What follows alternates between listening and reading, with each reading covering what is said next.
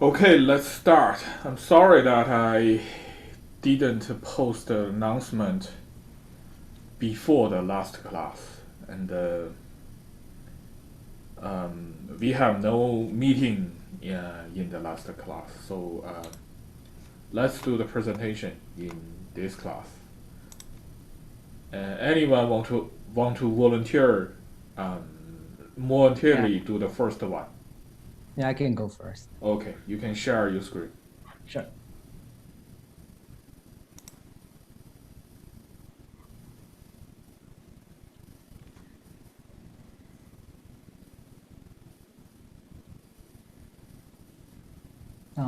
Just a moment. So my project is quantizing the 8-bit and using the Google TPU. And the idea is to take a project that I worked before on using YOLO for the object detection and use it on a much smaller um, device versus my big desktop. Um, So the first step was, so the first few weeks for me was setting up the environment, which I will show you here in a minute, and trying to quantizing the data using some existing script that TensorFlow has on their website. So here you can see where I'm trying to convert the YOLO V3 weights to the header. So, and here it's actually trying to quantizing the data. So after this step, I went to um, quantizing it, and then I tried it on on a different computer, and you can see like the data. So it's like 4 times smaller. Um, Unfortunately, at first I couldn't compile it, so I was able to do it, quantizing the data, but then you have to use like the HTPU compiler, uh, which didn't work. But after some Googling, I found some issues with the script to converting the data, and I was able to compile that. So it tells you that some things has been quantized. I haven't tested yet, but that's kind of the high level. And now I'll show you like a quick demo, um, which was my first 2 weeks with that. So let's see if I can. So I want to show you first. So I want to show you first the Google Edge TPU. So it's a very small device, and that's compared to my iPhone 10. And you can see how small it is. And so you basically you give it the power, and then you give it like a sorry power and like the data, so you can connect to it. So I'll show you it's like a little computer. I'll show you the how it's working in action in a second. It won't take that long. So now it's powering on. I'm just gonna connect that. So my first 2 weeks was just getting this OS, the operating system on it, and kind of get familiar with that. So let me share my screen again.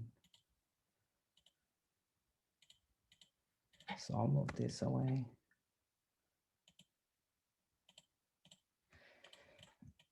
So it is up, and you can see it's like a little computer. So it gets its own IP for my local, and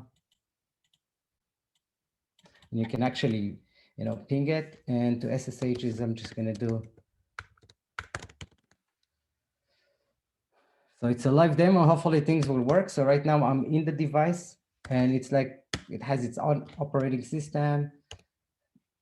So you can see it has like like the CPUs and 4 gig of RAM.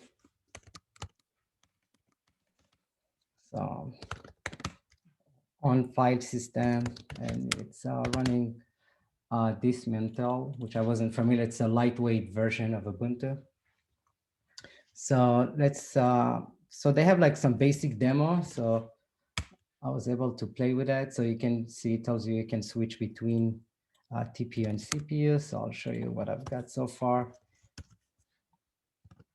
So again, this is just getting familiar with that, right? So this is running in real time. So you can see on the Google Edge is actually converting a video in real time. So you can see this like amazing device, how, how fast it can process the data. So if I do, and if I go to CPU, you can see how the frame per second drops from like almost 70 to like 2.67. So going back to the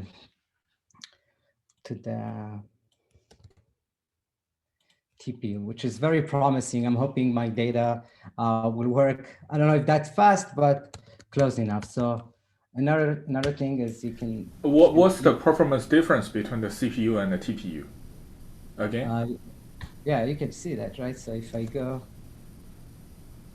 right, so you can see like 70. Oh, do you see my screen? Yes, yes. Okay, okay. So you can see here on the TPU, this example they give, it runs on 70 frame per second. Versus if I go to a CPU, it's on 2.75. Okay, okay. Right. I So see. if I go, if I go back, if I click again, right? So you can see now I'm on the TPU. At least 20 times or 30 times. Yeah, that's quite amazing on this such a small device. And you can see, so not just in this example, right? You can say, oh, maybe there's something in the video, but I tested like some other devices.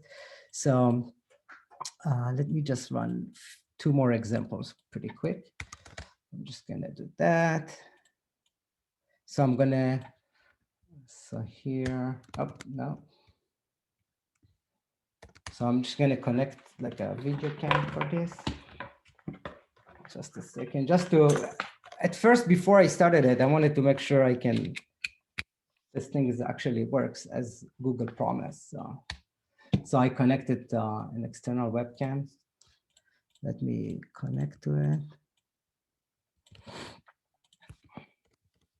So right now I'm going to run this mobile net quantizing.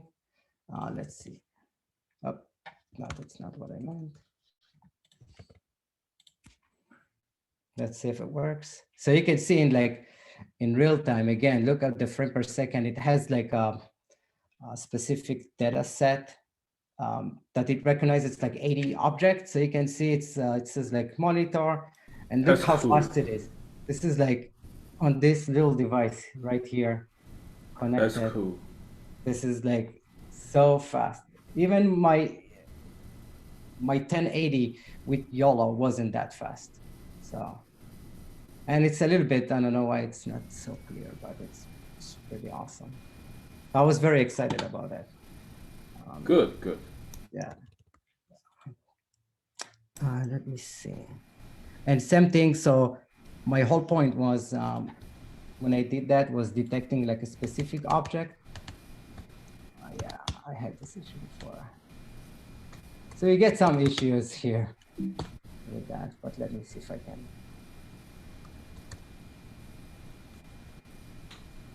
We run the last. So my last thing was, if I can copy it, my last demo would be what actually I'm hoping to get. See if it works. Oh, sorry, didn't copy everything. Let's see. So that's essentially my project. So putting like bounding box around object. So that's kind of same thing. I was it's a bit slower, but still fast, compared to what I was getting. I was getting like less than 20 FPS on my desktop. So hopefully, the idea is to put like bounding box instead of particular object. In my case, it was be a balloon or whatever you specified there. So Good, good, again, very good. So again, my first 2 weeks was setting up the operating system because it comes with nothing on it, right? So I had to put like the SD card and install that and make sure I get familiar with that. I do have a good Linux fundamental, but getting all the examples they have and kind of play around that. And that was the first 2 weeks. The second one, which I already started a little bit, is try to compile and move the data. And it seems like it worked. I just need to test that. A backup plan I have is maybe to use, if the conversion from YOLO model to the quantizing TensorFlow data won't work, I might have to think about some other solution, but so far it's okay. So we'll see. Okay, thank you. Yeah, you're welcome. I really hope this project can be integrated into your own work or job. I really hope the project can help you. Yeah, I hope so too. Because I re-looked on my script and it should kind of work. I just need to see how to do the implementation in TensorFlow Lite, which do support heavily 8-bit quantization. So I'm interested to see it. That's good. So the next one. Any volunteer? Yeah, I think Ryan and I are ready. Okay, Yeah, good. Ryan, you're going to share your screen, right? yeah, I'm just starting.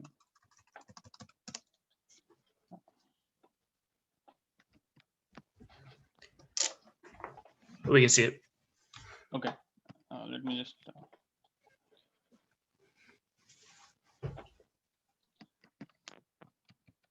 Just give me a second. It's, I think it's stuck.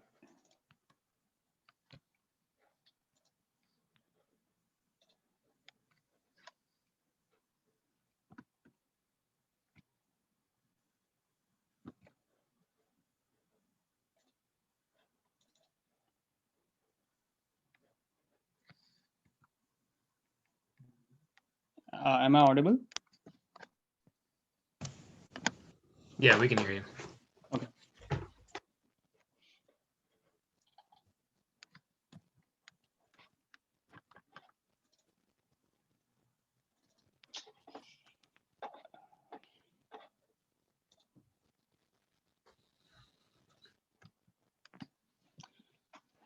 Yeah, so basically we would want to give you all an update on where we are right now. So we basically are working on the same project, and we would like to tell you what we have done for the past 2 weeks. So in this presentation, we would be talking about the things that we have done so far and what our plan is. So we have basically figured out a toy example that we would be implementing in the coming weeks, and we have manually worked out the math behind it so that we know what to kind of achieve using our implementation. So the two things that we have been able to implement so far is basically one is the shift ALU, and the second is the array of shift registers to store the result from the shift ALU. So the shift ALU is the part that I've been working on, and the array of shift registers is the part that Anthony has been working on. Yeah. So basically, just to give you an idea about the variables, so C is basically the number of channels that we have. H and W is basically the height and width of the grid that we would be evaluating using our CNN model. P is basically the number of pre-computed values. So for every single input, there would be 15 pre-computed values that we would be calculating using the shift arithmetic unit. And B is basically the number of bias terms, and N is again the number of terms in the grid. So yeah, and the part highlighted in the yellow box is basically the part that we have completed so far, and we would eventually be moving on to the next part, which is basically trying to implement the array of adders. Yeah. So Anthony, would you like to come in and yeah? Yeah, I'll discuss this. Yeah, so the first thing we had to do was come up with our toy example.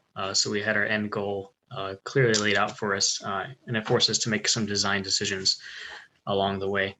So the intent was to make a small example that exercised the entirety of the algorithm. That way it's quick to verify, but still complete as far as the ShiftCNN algorithm goes. So on the top left there, you'll see our input. It's 3 channels with a 2x2 matrix for each channel. And below that, you'll see it in its binary representation. So we chose to do just 4-bit inputs for now, for the start. And then in the middle column, you'll see our filters. So this is just a 1x1 filter, 1 for each channel, and then we have 2 filters. And these again are quantized using the quantization algorithm from the ShiftCNN paper. So if you look at the very bottom, you'll see the filter index representation. That is going to be our index into our array of pre-computed values.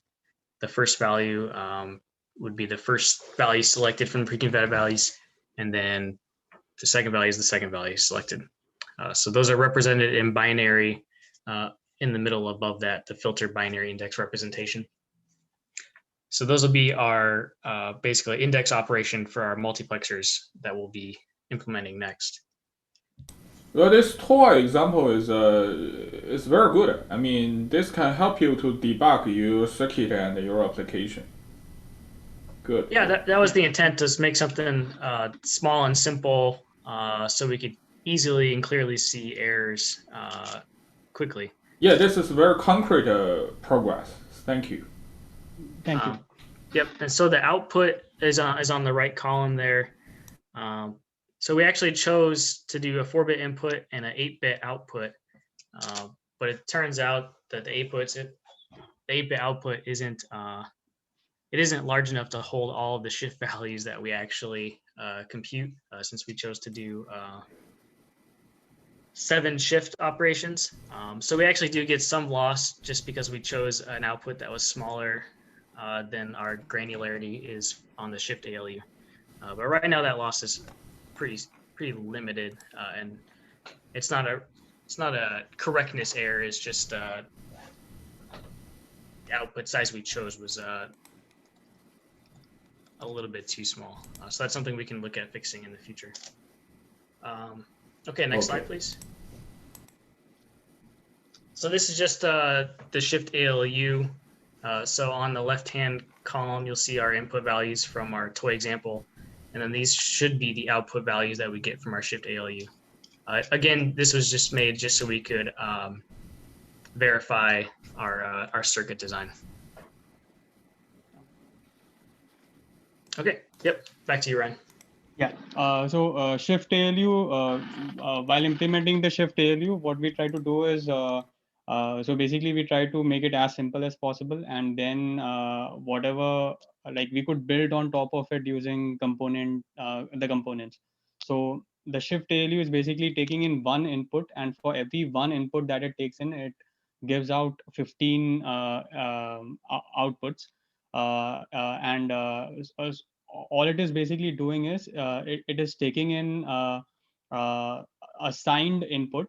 So signed is a keyword that we already have, so we don't really have to take in like a vector input and kind of figure out the logic ourselves. There is already a signed keyword that we can kind of exploit.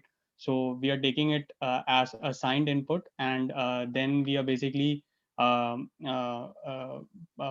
performing a right shift on it, storing that value. Then we are flipping the sign, storing that value. Then we again perform a right shift on it, and so forth. We do that we do 7 right shifts and 7 sign flips, and we store 15 values. So yeah, so this is basically what the shift ALU is doing.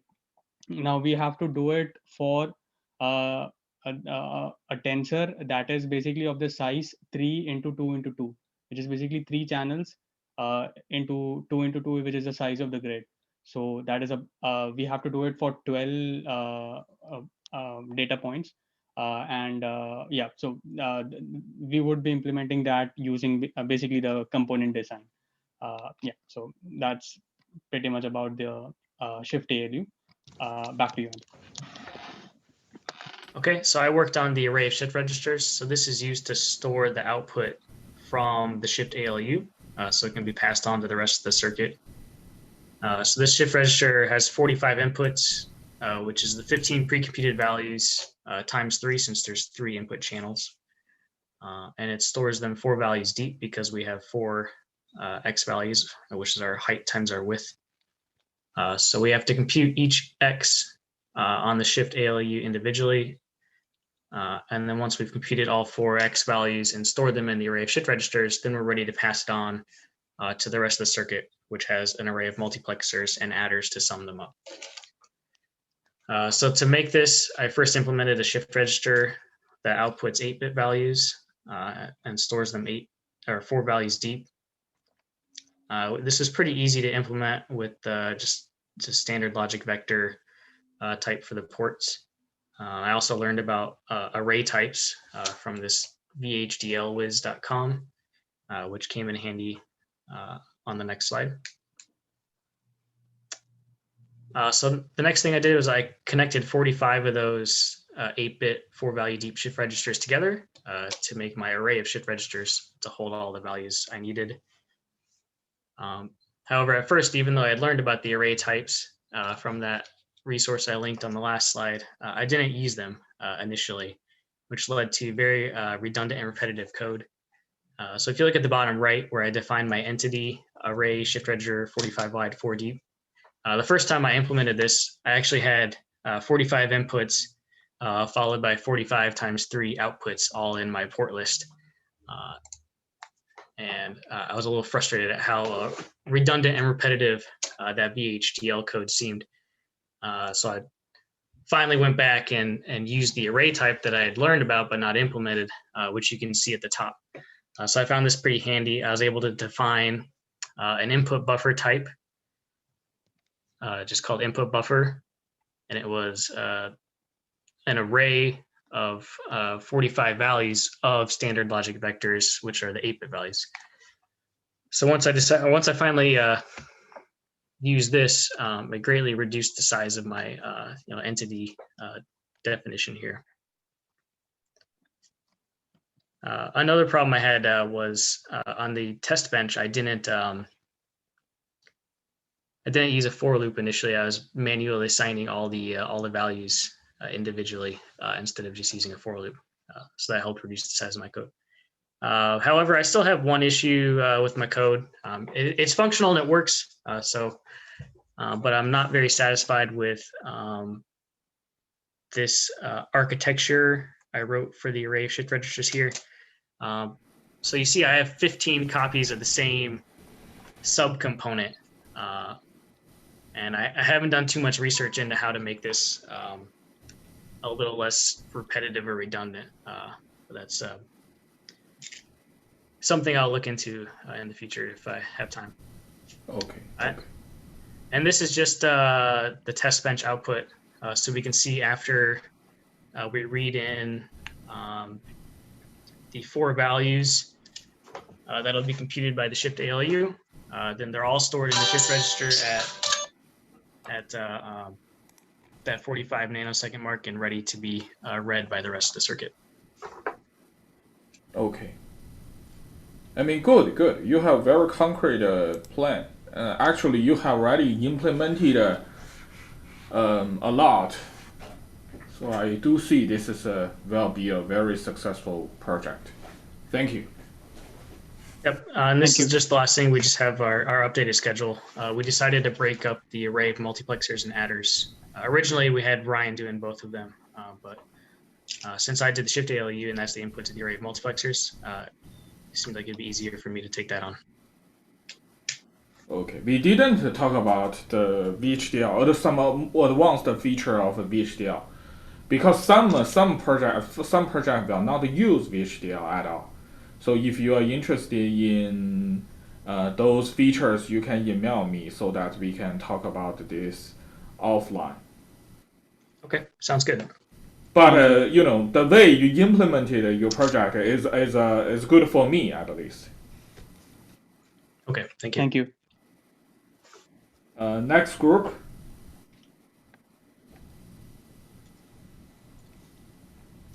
Any volunteer?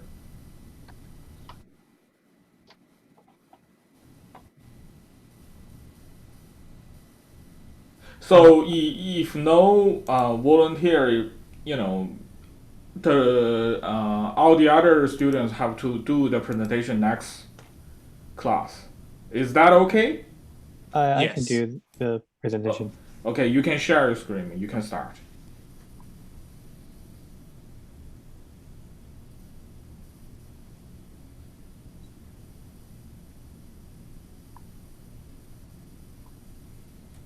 Hey, this is Kai. I'm going to provide the update of the matrix multiplication. This is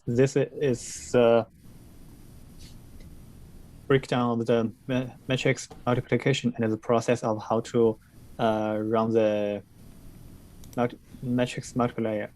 And in the left matrix, this is the position. The two matrix, these are the position of the input numbers.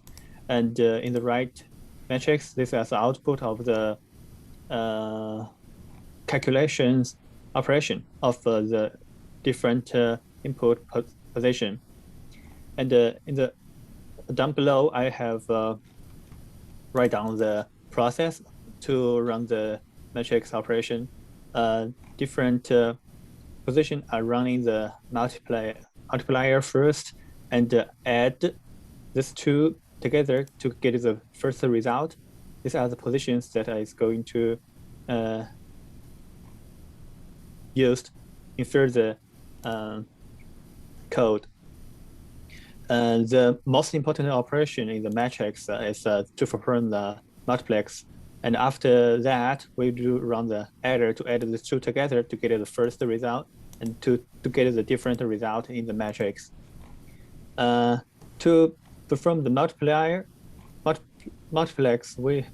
I'm going to build a multiplier. After research, there are different multiplier. Both multiplier is a multiply two signed binary numbers represented in two's complement form. A combinational multiplier perform a multiplication of two unsigned binary numbers. A sequential multiplier is a multiplication divided into a sequence of steps, and then partially product generated is added to the accumulated partial sum and shifted to the next step.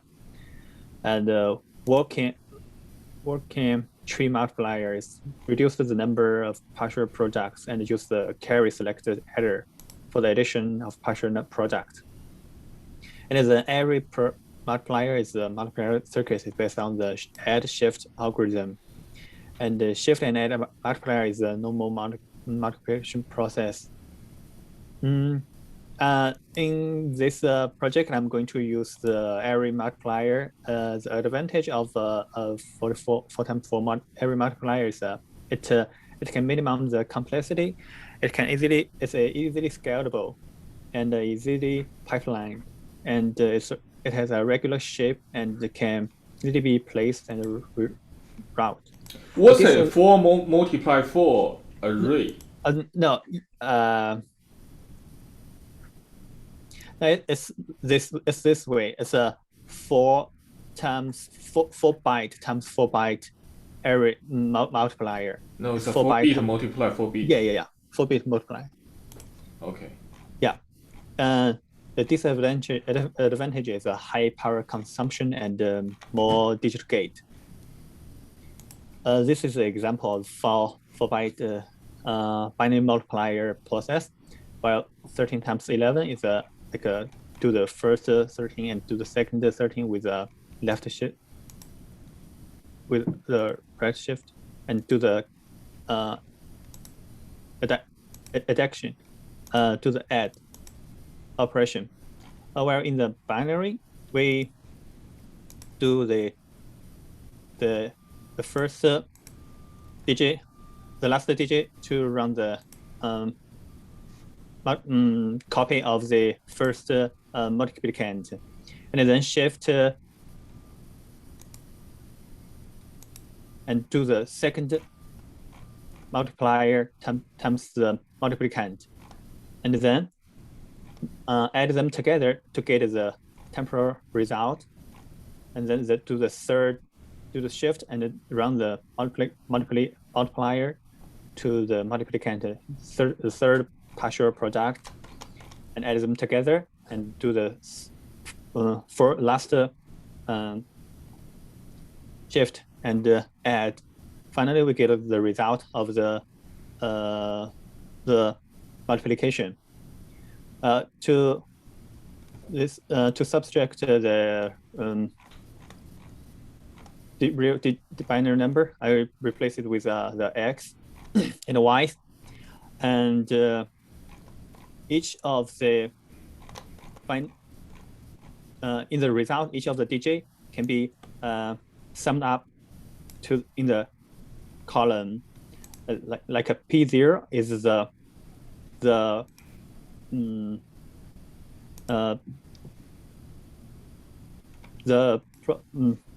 product of x0 and y0, while the P1 is the product and the sum of the x1, y1, x0, y1